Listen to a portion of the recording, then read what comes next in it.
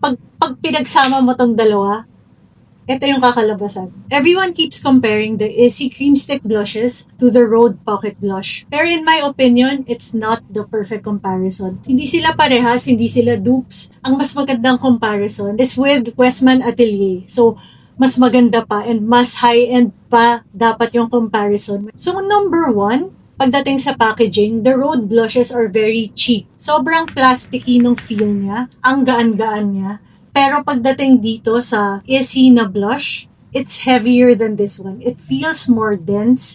It feels more luxe. It feels more expensive. But it's way, way, way, way down when it comes to the price. Why am I comparing it to this one? Ito, mas luxe yung itsura niya and everything. But for me, feeling it both in my hands, iba lang yung feel nila. Iba lang yung target market nila. Pero quality-wise, I feel like they feel the same.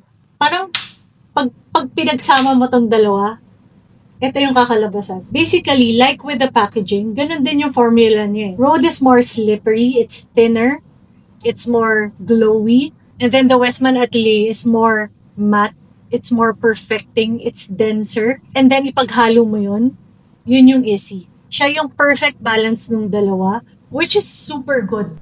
Also, pahabol lang, yung Issey na blushes, they last a really long time. So this was around 6 hours without retouches, without anything, and may blush pa rin siya.